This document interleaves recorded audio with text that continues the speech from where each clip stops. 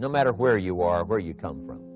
Color doesn't matter, religion doesn't matter, where you grew up doesn't matter, circumstances don't matter. I'm telling you, if you'll make the promise of the future clear for yourself, the things you want, the places you want to go, the things you want to have, the person you want to become, the skills you want, the homes you want, the future you want, the friends you want, all of the values of life that you could possibly want. If you'll make that clear, make those lists, and be serious about it, I promise you it's an easy price to pay. Anybody can pay it. And the best advice I can give you is, if I can do it, you can do it. Farm boy from Idaho, raised in obscurity, I changed my life, turned it upside down, turned it all around, found economics, found future, found promise, and if I can do it, you can do it. So, start setting your goals and see if you can't get a better excitement going for the things you want to accomplish for the future. Now here's my third subject, and that's called financial independence. Oh, by the way, before I get to financial independence, let me cover one more point. One of the major reasons for setting goals is for what they make of you in achieving them. My teacher advised me when I first got started at age 25, he said, "Jim, why don't you set a goal to become a millionaire?" He said, "It's got a nice ring to it. You know, enough zeros to impress your accountant." And he said, "I'm here to help you. You're only 25 years old. You've been to 1 year of college. You've got a beautiful family, every reason to do it. Why don't you set a goal to become a millionaire?" And he said, "Here's why." And I thought, he doesn't need to teach me why. Wouldn't it be nice to have $1 million? He said, "No, then you'll miss it." He said, "Here's why. For what it will make of you to achieve it." I'm telling you, that statement changed my life. Set the kind of goals that will make something of you to achieve them. He said, "Now, once you become a millionaire, what's important is not the money." I thought, that's kind of strange teaching. He said, "Honest, it isn't important." He said, "You could just give the money away." Now, I did better than that. I lost it all. By the time I was 31, I was a millionaire. By the time I was 33, I was broke. And I'll tell you a little bit about that story later. But when I lost all my money, guess what? I found out Mr. Schoaf was right. What was valuable was not the money. What was valuable was what I became to earn the money. The skills I had, the knowledge I had about the marketplace, the values that I had going for me, they were more valuable than the money. And here's an important statement to remember. It's not what you get that makes you valuable. It's what you become. So part of the key here is to set the kind of goals that will make something of you. Don't set them too low so that you don't have to grow and you don't have to read and you don't have to try and you don't have to stretch. Don't set them too low. And then don't sell out. Don't go for something that's going to cost you your virtue or cost you your values or sell out your principles. There's a good middle road here to follow. Goals that will inspire, goals that will help you grow, change, develop, and become better than you are. Okay, now let's talk about financial independence. How to become rich by 40, 35 if you're extra bright, much sooner if you find an opportunity like I did. Let me show you how I did it. Financial independence. First of all, I like the phrase financial independence. Some people are a little bit concerned about using the word becoming rich or becoming wealthy, and I can understand that. I struggled a little bit with this. Is it okay to go for becoming rich, go for becoming wealthy? And maybe that's a bit too strong a word or strong a term. So here's what I've come up with that I think is comfortable for me, and that is how to become financially independent. I think it's every person's heritage here, especially in America, to become financially independent. Now, let me give you my definition of financial independence. Financial independence is the ability to live from the income of your own personal resources. Financial independence. Now, it depends on how you want to live. If you need $2,000 to $3,000 a month, if you need $4,000 or $5,000 a month, if you need $10,000 a month, some people may need, $100,000 a month.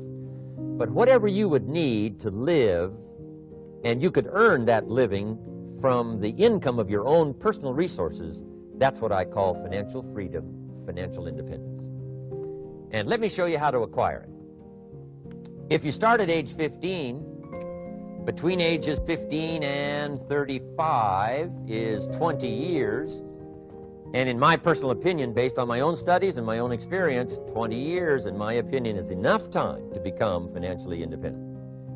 If you're not, you don't live in the wrong country. Probably what's happened is you have the wrong plan. And it's easy to be a nice person with the wrong plan. I found that when I was 25 years old. I was broke at age 25, and I was a nice guy. You would have liked me. But I'm telling you, my plans up until then, especially my financial plan, left me broke. I totally changed it the next 6 years, and I became financially independent. So I know what I'm talking about. It is possible in a reasonable amount of time, 15 to 35, whatever, 20 years time, enough time. You can do it in a much shorter period of time, like I did if you want to. But this is a reasonable enough time. But here's number one. First of all, you got to have the right philosophy. Philosophy is our ability to gather knowledge and sort through it and decide what's valuable.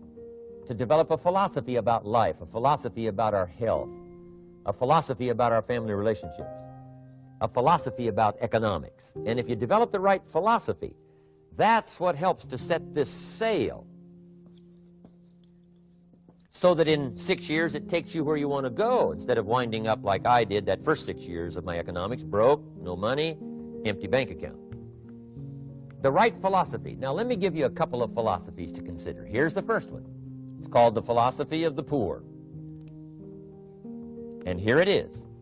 Poor people usually spend their money and invest what's left.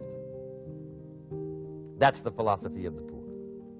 Now here's the philosophy of the rich. Rich people invest their money and spend what's left. And here's the startling answer. It really doesn't matter what the amount is. What's most important is not the amount. What's really important is the philosophy. So I would ask you to adopt this philosophy of spending after you have invested. Invest first, then spend. And I've got a little formula that I'm going to share with you. Now, what should a child do with a dollar? I mean, there's a lot of debate going on, I'm sure, across the country on what a child should do with a dollar. Here's one opinion. It's only a child and it's only a dollar. What difference does it make? Well, in my opinion, it makes all the difference in the world. A person's economic future starts with a child with a dollar. Somebody says, oh, no, you're only young once. Let him spend it all. Well, when would you hope that would stop? Somebody says, well, wait till he's 50 and broke like me, and then he'll learn. Well, no, we don't want to wait that long. If I would have known earlier than age 25, I would have changed. In high school, if they would have had classes called Wealth 1, Wealth 2, I'd have taken both classes. I would not have waited until age 25. So, the earlier the better. So, what should a child do with a dollar? Here's the simple premise to begin with. Don't spend it all. And if a child wants to spend the whole dollar, you got to say, hey, don't spend it all. Don't spend it all. They'll say, why not? It's my dollar. I earned it. You say, I know you earned it, but don't spend it all. They'll still say, why not? Say, let me show you why not. So you put them in your car, take them to the other side of town, and show them where people live that spend the whole dollar. Just drive them around. Kids learn best by visual. Just drive around and say, would you like to live here? Kid says, no. Would you like to live like these people live? Kid says, no, no. Then you can't spend the whole dollar. So, kids will get the message. So, take them to the other side of town and show them around, unless you already live there, and then just show them around. Anyway, don't spend the whole dollar. Now, let me give you my best view of what to do with the dollar. And I promise you, if you started at age 15, now if you're over 15, right, you've still got plenty of time. You still got 20 years. If you're 30, you still got 20 years. I mean, you still got plenty of time to start what I'm about to share with you. What to do with a dollar. Here's my first bit of advice. Never spend more than 70 cents. Never spend more than 70 cents. Now, you got to pick some number, and the number you pick is going to be determined by your philosophy. It's going to be determined by what you've been taught or your experience teaching yourself. When I first met my teacher, Mr. Schoaf, I was at about 110% of each dollar. You know, I'm down at Budget Finance hawking my furniture and my car one more time. And then I learned a whole better formula for financial independence. Number one, don't spend more than 70 cents. Now, kids say to me, well, okay, what do I do with the other 30 cents? And here's what I teach them. 10 cents for charity. Charity or church, or helping people that can't help themselves. 10 cents to support worthy projects. Projects that you feel good about. 10 cents out of every dollar. It's called being generous with part of what you've taken out of society. Now, in my opinion, nothing teaches us character better than generosity. No class, no teacher, no book teaches character better than generosity. And the best time to start is when the amounts are small. And I know if kids learn these lessons well, they'll give a dime out of a dollar, help people that can't help themselves, support worthy projects. Or if you belong to a church, they teach tithe, piece of. That's very important. Now, because when the amounts get larger, sometimes it's a little more difficult. You know, giving 100,000 out of a million, someone says, oh, if I had a million, I'd give 100,000. I'm not sure. That's a lot of money. So the time to start is when the amounts are small. 10 cents out of the dollar. Okay, next 10 cents I call active capital. Active capital means do something to make a profit. Active capital. Set aside a portion of your income. Wages are okay, but I'm telling you, wages will make you a living. Profits will make you a fortune. So set aside part of your income as capital, called active capital. Any kind of project you can possibly think of, you can possibly come up with. I'm going to write a new book, I think, for kids. I think the title is going to be, Of Course Kids Should Pay Taxes. It's kind of an interesting title. In California, kids do pay taxes. When a child walks into 7-Eleven, buys something that costs $1, the proprietor says, give me 7 more pennies. And the child says, hey, what's these 7 pennies for? And the proprietor says, that's the taxes. Kid says, well, hey, I'm only 8 years old. Proprietor says, congratulations, you're my youngest taxpayer. Give me the money. So in California, where I live, kids do pay taxes. Big question is, should they? And my book will answer that question. Of course, kids should pay taxes. Nothing is for free. If you want to ride your bicycle on the sidewalk instead of in the mud, you got to pay the 7 pennies. Nothing is free, so we all have to pay. So, 10 cents out of your living, out of the money you earn, set aside for capital.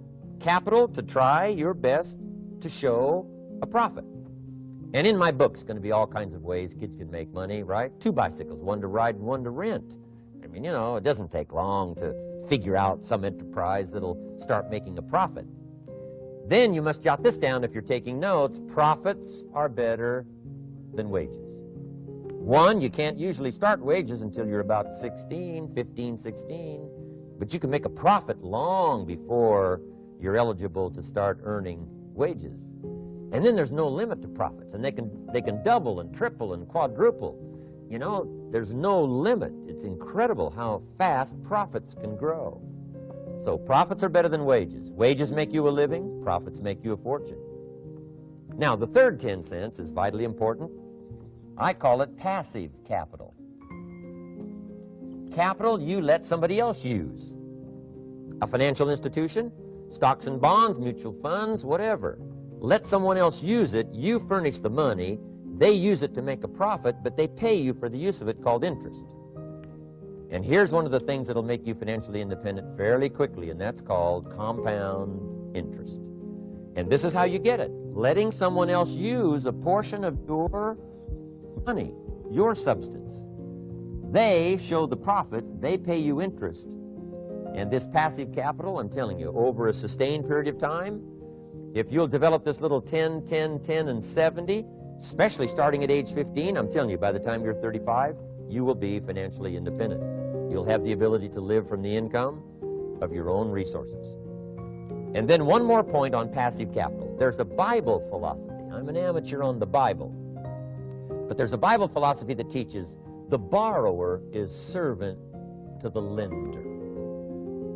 And if you want to be in a powerful position, as you grow older. Finally, when you become mature, maybe have your own business, things have worked out for you for the future. The position you always want to be in is the power position, and that's called the lender. The lender is the power position. So if kids learn early enough, and then you ask them what they'd like to be when they grow up, I'm telling you, once they understand, they'll say, well, one of the things I want to be is one of those lenders. That's the power position, not the spender. No, you'll be pitied the rest of your life if you just become a spender. You got to become a lender. And I think this is the one formulas to follow. 10 cents out of every dollar. Let someone else use it. Be the lender, power position. Then try to show a profit. Can't we teach our children how to take $1, search the neighborhood, find a broken wagon, pay $1 for it, bring it home, you know, clean it up, sand it until it's clean, paint it red till it shines, straighten out the wheels till they're true, take it back to the neighborhood, sell it for $5? Anybody can do that. Now, does the child deserve $4 profit? And the answer is yes. Society now has a mended wagon. And that's what America's all about. Finding something, touching it, making it better, making a profit, taking part of your resources, helping people who can't help themselves.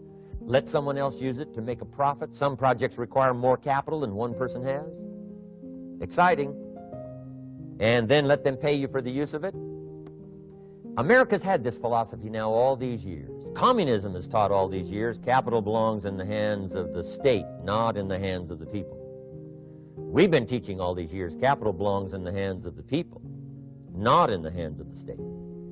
And we turned out to be right. Capital in the hands of the kids, capital in the hands of the people. Enterprises that make a profit, enterprises that grow. It's the hope of our future. So that little simple formula, I hope, will help you. Now, one more key on financial independence, and that is attitude. Attitude. Here's number one. I used to say, I hate to pay my bills. My teacher straightened me out on that. He said, let's see, Mr. Rohn, what you hate to do is pay $100 on an account and reduce your liabilities and increase your assets. I said, well, no, not if you look at it that way. He said, well, it all depends on how you look at it. So wouldn't you love to pay your bills, reduce your liabilities, increase your assets? You got to have that kind of attitude. I found out the same attitude about taxes. I used to say, I hate to pay my taxes. And Mr. Shove said, well, that's one way to live. But don't you understand? Taxes is how we care and feed the goose that lays the golden eggs. Wouldn't you want to do your share? Someone says, yes, but the goose eats too much. Probably true. But hey, we all eat too much. We all need to go on a diet. Better a fat goose than no goose. So I finally became a happy taxpayer. Now, I think taxes are too high, so I'm working to get taxes lowered for our economic future. But then whatever they turn out to be, I gladly pay, do my part, because that's what makes the whole system run, each of us doing our part. Now, I want these three subjects to be valuable for you. I want them to have meaning for you. I want you someday to be financially independent. I want you to have the personal development so that you feel good about yourself. If I had a chance to meet you someday, I'd like to have you show me the list of goals that you got started and say, Mr. Rohn, here's some I've already checked off. Here's the books I'm reading. Here's what's happened. I'm developing the skills. I'm better this year than I was last year. I've got more self-confidence. My skills are developing. That's what I want for you, and that's why I took the time to come and share in this video message with you. I do seminars all around the world, but this is one way that I can reach out and touch you in case you can't come to my seminars, wherever I am. Maybe this video will reach you somewhere, and it'll have an impact on your life. And what I'd like to do is later hear about it, a letter, phone call, or to have a chance to meet you in person. And now I'd like to leave you with these 4 questions called questions to ponder. These questions were valuable for me, and I want to make them valuable for you. Here's the first one, why? We all ask why we should work this hard. Why take that many classes? Why go to school that many years? You know, why take the notes? Why read the books? Why work that hard? Why put yourself through the push-ups and the disciplines? Why? Good question, why? Best answer to why, I think, is the second question. Why not? Why not see how many books you can read, how many classes you can take, how many skills you can develop? Why not see how valuable you can become to the marketplace, and to your friends, and to your family? Why not see what you can make of yourself? Why not see how far you can go, how much you can see, how much you can earn, how much you can share? Why not? That's the heritage all of us have, in America especially, is to see what we can make out of our lives now that we've been given this extraordinary opportunity. Now, my third question I'd love to ask you in person. But since I can't do it in person, I want to ask it of all of you. But I want you to take it personally. And my third question is, why not you? Why not you? With good self-esteem. Why not you starting to change and setting goals? Why not you starting to make progress toward financial independence? If I can do it, you can do it. I wished I had a lot more testimonials here today besides mine. A whole steady stream that would come by and tell you their story. Someone who started with nothing, finally run a big enterprise. A mother who was on welfare, now she owns her own business. In addition to my story, I wish I had a lot more. And if all of them told their story, guess how they would probably wind up their story? They'd probably say, just like me, why not you? If we can read, you can read. If we can change, you can change. If we can figure it out, you can figure it out. If we can turn it around, you can turn it around. There isn't anything you can't accomplish. That's what those testimonials would say. And so I want to say it to you personally. Why not you? You've got the brains. You've got the stamina. You've got the vitality. You've got the interest. You've got your life ahead of you. You've got the future. You can do it. If anybody can do it, you can do it. If one of us can do it, hey, we all can do it. And now here's my last question. Why not now? This is a good time. As the 20th century starts to wind down, a few more years as we get ready for century 21, what a good time to set your goals, work on yourself, work on your skills. What a good time to get it together. What a good time to start this process. Personal development, growing, changing, developing, having a good plan for your money and for your life and for your future. Why not now? And I hope I have a chance to see you one of these days and share with you the experience, the reaction, the response you might have had from my message today. And until I get a chance to see you on this side of the world or the other side of the world, in some school or some seminar, or maybe I'll come and speak for a company that you work for someday. I hope I get a chance to meet you. Until then, I wish you the best. I want all that I've gotten to be yours and much, much more. God bless. Goodbye.